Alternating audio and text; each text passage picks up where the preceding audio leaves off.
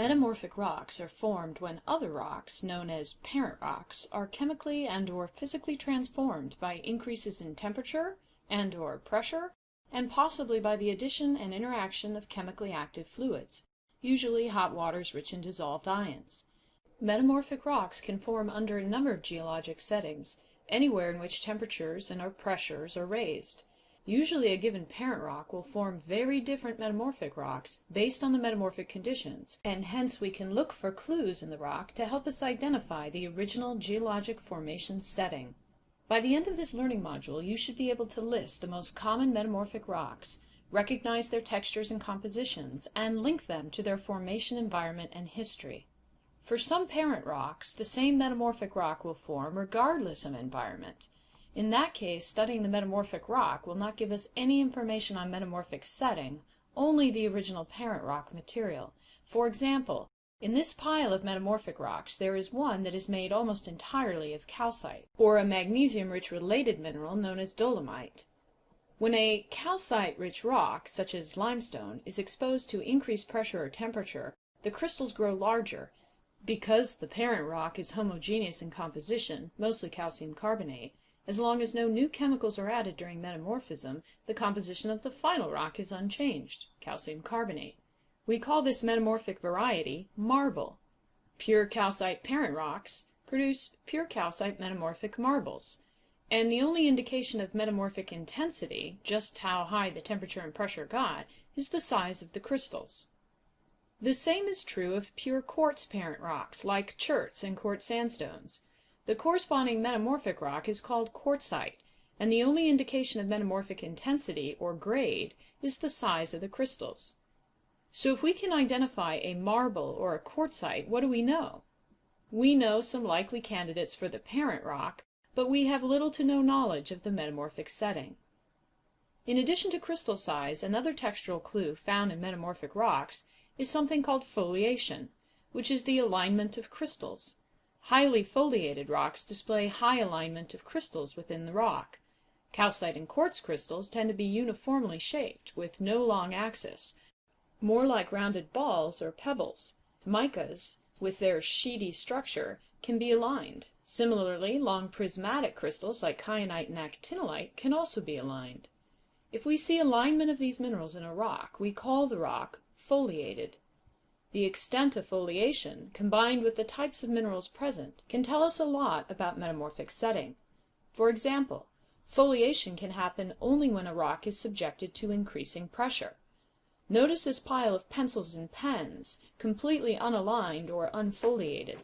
As I start to compress this system along one axis, the pens and pencils that are free to move will start to align themselves with each other. The greater the pressure, the greater the alignment or foliation.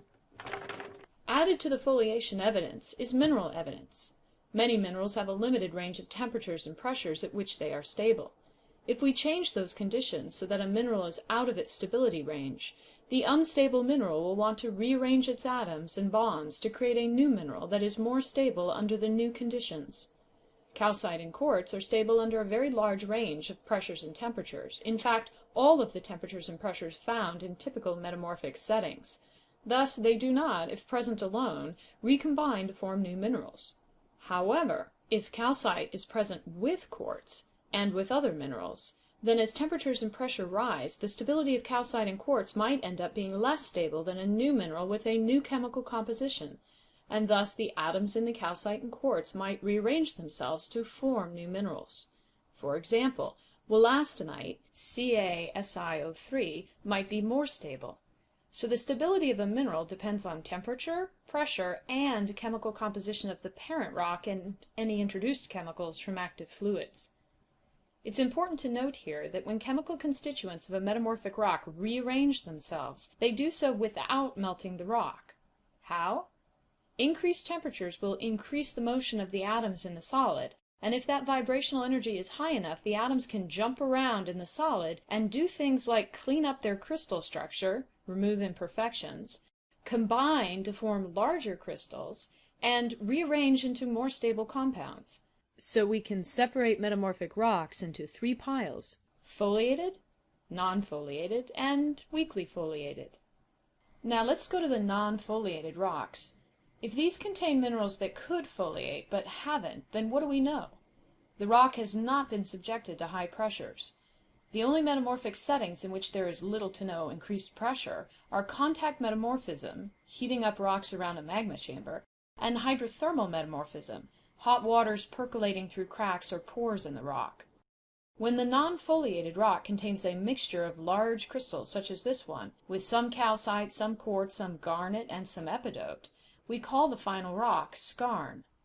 Skarns are rocks that form in contact metamorphic environments with high temperatures and likely high amounts of chemically active fluids, but little to no pressure. We would find these environments underground at all volcanic settings, such as hotspot volcanism, divergent plate boundary volcanism, and subduction zone volcanism.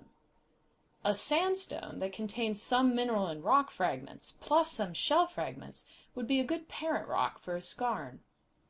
The mineral compositions and sizes that we find in a skarn can further tell us how much temperature and what kinds of fluids were available. We would expect to see the minerals stable at the highest temperatures in a zone closest to the magma chamber, and those indicating lower temperature stabilities further away. This other rock that is dark black with a sugary texture is called hornfels. It is also non-foliated, so also found in the same settings just described for skarn, but it's what results when the parent rock was a mudstone or basalt. Let's pause for a moment and review all our non-foliated rocks: marble, quartzite, skarn, and hornfels.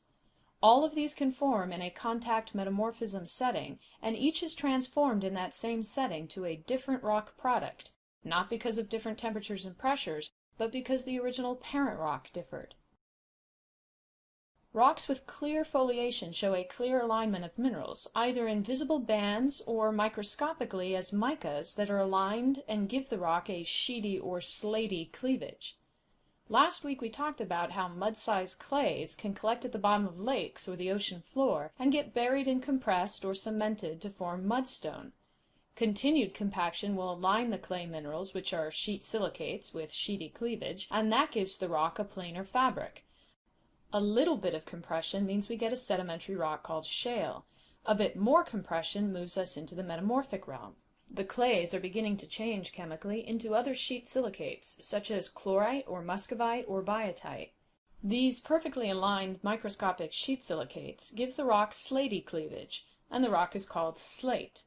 You can see how dense it is. In fact, you can even hear a difference among these three rocks.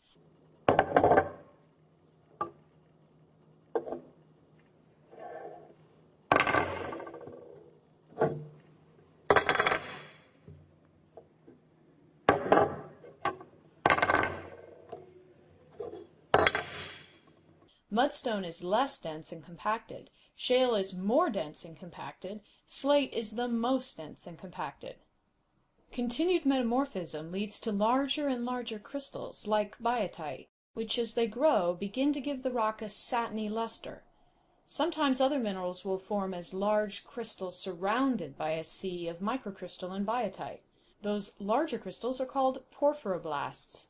They form by the movement of atoms within a solid, no melt, just migration. This process allows the crystals to grow quite large and with perfect edges. Pyrites and garnets are common porphyroblasts in metamorphic rocks.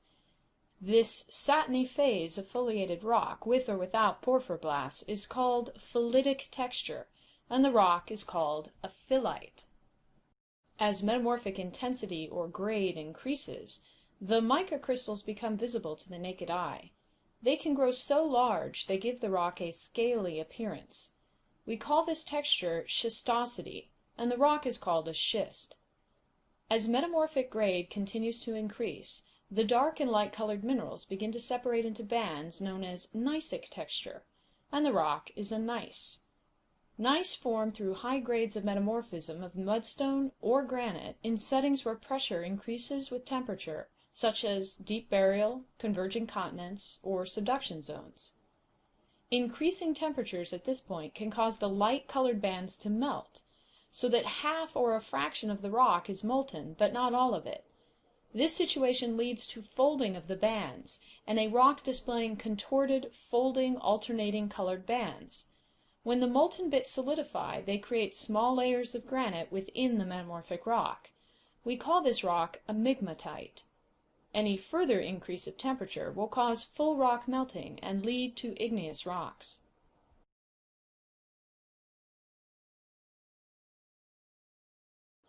Now what about these rocks, which can show some weak foliation, but not the same as shown in the sequence of increasing grades of pressure and mudstone? Let's start with this familiar green rock, made entirely of the mineral serpentine. The rock is called serpentinite, and it forms when olivine is hydrothermally metamorphosed. A typical geologic setting for this California state rock is deep under a mid-ocean ridge, where seawater penetrates cracks, is heated up by magmas, and then interacts with mantle rock rich in olivine, where that rock is closest to the surface because of the thin crust. After serpentinite forms in such a setting, it takes advantage of any and all opportunities to rise upward along cracks in the rocks, because its density is so much lower than the surrounding rocks.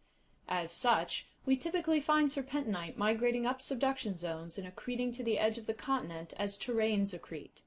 We also see it migrating up transform faults and fracture zones on the bottom of the seafloor, creating serpentinite ridges.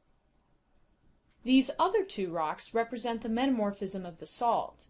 When basalt is subjected to low-grade metamorphism in a burial setting, converging continents, or subduction zone, small crystals of chlorite, epidote, and/or actinolite begin to form.